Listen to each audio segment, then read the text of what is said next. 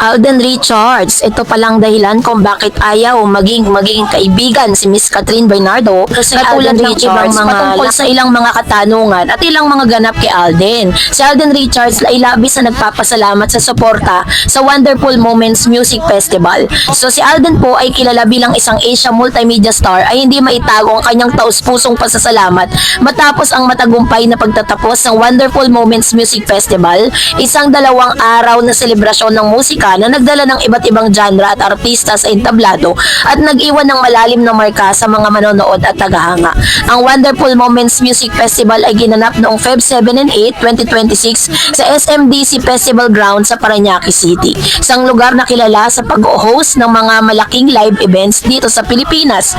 Ang festival ay hindi lamang isang simpleng konsyerto, kundi isang malawak na pagdiriwang ng OPM at P-pop kung saan magkakasama ang mga bagong artista at mga batikang musikero sa iisang entablado. Sa kanyang opisyal na Instagram post, ipinahayag ni Alden ang kanyang pagiging grateful sa lahat ng dumalo at sumuporta sa naturang festival. Ayon sa kanya, ang energy at presence ng mga tao ang gumawa ng bawat sandali na hindi malilimutan, maging ang mga simpleng pag-interact ng mga manonood sa entablado, pati na mga sandaling hindi nakikita sa camera ay nag-ambag upang maging tunay na makabuluhan ang karanasan. Ang Wonderful Moments Music Festival ay isinagawa bilang isang proyektong malalim ang layunin. Ipinagdiwang ang tagumpay ng Filipino talent at buhay ng kultura ng musika sa Pilipinas. Pinangunahan ito ni Alden sa pakikipagtulungan ng IME Philippines at ng sariling kumpanya sa Myriad, isang hakbang niya bilang producer at creative director para itaguyod ang musika at talento sa bansa. Hindi biro ang responsibilidad na pamunuan at buuin ng isang music festival na may malawak na lineup, lalo na kung ito ay pinakamatinding live events na kanyang tinrabaho bilang producer. Malinaw na ang layunin ay maging mas eksklusibo at malawak ang sakop kaysa sa mga tradisyonal na concert. Gusto nitong ipakita ang kabighanian ng Filipino music industry mula sa mga baguhan hanggang sa veteranong banda o artist.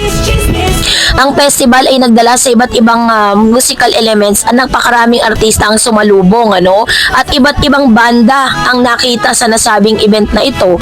At katulad po ng yung mga Arthur Neri, Parokya ni Edgar, Kamikasi, Bamboo, Vini at Kapop Joe, Mika Salamanca at Brent Manalo. Ganitong klase ng lineup ay hindi lamang nagpapakita ng kahusayan sa musika, kundi nagbigay daang maghalo-halo ang fan base mula sa iba't ibang genre at henerasyon, mula sa rockers hanggang sa pop lovers. Ganito ang nagbigay ng dagdag na kulay at kasiglahan sa buong festival. Alden mismo ang inamin ng tagumpay ng festival na hindi lamang nakadepende sa mga performers. Kaya naman congratulations Alden Richards for this very successful moments bilang isa sa mga director and producers ng nasabing event. At ngayong araw, ito na kasi meron po mga videos na nagsisirculate ngayon sa social media kung saan si ito pong si Julia at saka si Miss Barbie Fortesa ay nagsalita patungkol sa kanilang friendship na ngayon is tampulan ng questions patungkol sa publiko na bakit yung relationship ni Julia at ni Miss Barbie Fortesa ay hindi katulad ng relationship ni Alden Richards kay Catherine Bernardo. Hindi nga ba gusto ni Alden na maging kaibigan si Catherine? Yun yung sasagutin natin ngayon. Panoorin muna natin ang video ito. Bro, nag-usap kayo ngayon? Oo, up to now. Yun naman ang isa sa nakatrabaho na sobrang ko na-appreciate. Kasi, di ba, weird na yung ibang network magsasama. Pero kami yung friendship namin up to now, sobrang solid. Si Alden ba ka-text mo ba siya? Ka-Instagram? Magkaibigan ho kami. So mukhang madali mo naman siya maimbitahan. Yes, pero kasi napaka-busy hong tao. So, Alden Richards. Maraming netizen ang nagtatanong kung bakit tila hindi nagiging kasing lantad o kasing lapit sa publiko ang samahan ni na Alden Richards at Catherine Bernardo kumpara sa ibang artista na nagkakaroon ng malinaw at bukas sa pagkakaibigan matapos ang isang proyekto. May ilan din nag-iisip posible kayang hindi simpleng kaibigan ang tingin ni Alden kay Catherine o may mas malalim pang dahilan kung bakit tila hindi ito nauuwi sa typical na showbiz friendship na madalas nating nakikita. Mahalagang linawin na bilang mga taga-Masid lamang, wala tayong direktang kaalaman sa tunay na estado ng kanilang personal na relasyon. Ang anumang paliwanag ay nakabatay lamang sa mga nakikitang kilos, pahayag at konteksto ng industriya. Gayunpaman, may ilang posibleng dahilan kung bakit maaaring hindi ito nagiging pangkaraniwang pagkakaibigan tulad ng sa ibang artista. Una, kailangan kasi nating isaalang-alang ang profesional na konteksto ng kanilang samahan. Kapag ang dalawang artista ay nagkaroon ng matagumpay na proyekto, lalo na kung may romantic undertone, madalas ay nagkakaroon ng malakas sa love team chemistry na pinanghahawakan ng publiko. Ang ganitong dynamics ay may kasamang pressure. Kung patuloy silang makikitang magkasama, maaaring mabigyan ito ng ibang kahulugan ng fans at media. Kung iwas naman ang maaaring sabihin, may issue. Sa ganitong sitwasyon, ang pag-maintain ng distance ay maaaring isang paraan upang protektahan ang kanilang karera at imahe. Pangalawa, posible ring may kinalaman dito ang personal boundaries. Hindi lahat ng taong nagkakaroon ng magandang working relationship ay otomatikong nagiging malapit sa personal na buhay. May mga artistang mas pinipiling ihiwalay ang trabaho sa pribadong mundo o kilari si Alden bilang isang taong pribado pagdating sa kanyang personal na buhay. Ganon din si Kathryn na matagal nang nasanay sa matinding atensyon ng publiko. Maaring pareho silang pinipiling panatilihing tahimik at simple ang anumang uri ng komunikasyon sa labas ng trabaho. Pangatlo, may posibilidad din na ang tanong kung gusto ba niya ito bilang karelasyon ay bunga ng interpretasyon ng mga tagahanga. Sa showbiz, natural na nagkakaroon ng spekulasyon lalo na kung kapansin-pansin ang chemistry ng dalawang artista. Ngunit ang pagkakaroon ng respeto, paghanga o malalim na koneksyon sa trabaho ay hindi agad nangangahulugan ng romantikong intensyon. Maaaring hinahanga ni Alden si Kathryn bilang isang professional, bilang actress, bilang katrabaho at doon lamang umiikot ang kanilang ugnayan.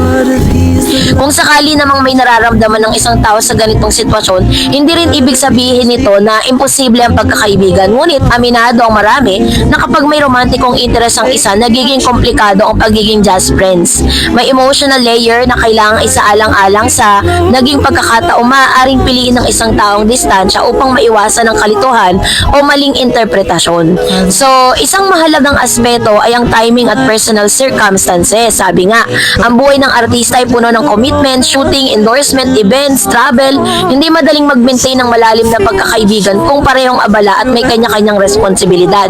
Minsan, ang kawalan ng madalas na public interaction ay hindi naman nangangahulugang may problema sila. Maaring sadyang hindi lang ito priority sa kasalukuyan. May factor din ang fan culture sa Pilipinas. Ang mga tagahanga ay may mas malalim na emosyonal na investment sa kanilang iniidolo. Kapag may bagong kapartner ang isang artista, may mga fans na sobrang supportive, ngunit mayroon din nagiging mapanuri. Ang bawat galaw ay nabibigyan ng kahulugan. Sa ganitong kapaligiran, ang simpleng paglabas o pakikipagkita ay maaaring magdulot ng malawak na usapin online. Upang maiwasan ang hindi kinakailangang kontrobersya, maaaring pinipili ng dalawang panig ang mas maingat na pakikitungo sa isa't isa sa harap ng publiko.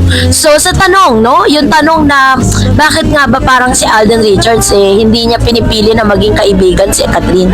Dahil sa pagkakaunawa natin at sa lahat ng mga nakita at nalaman natin patungkol kay Alden, kasi gusto niya maging karelasyon si Kathryn. Yun naman talaga yung punot dulo ng lahat, 'di ba? Kaya kahit ano pilit po ng mga ng publiko na maging magkaibigan sila, more than friends nga ang gusto ng isang Alden Richards, 'di ba? Kaya wag na natin ipilit, hayaan na natin na mangyari yan kung mangyayari in the future dahil si Alden naman talaga yung pinakamainam para kay Kathryn.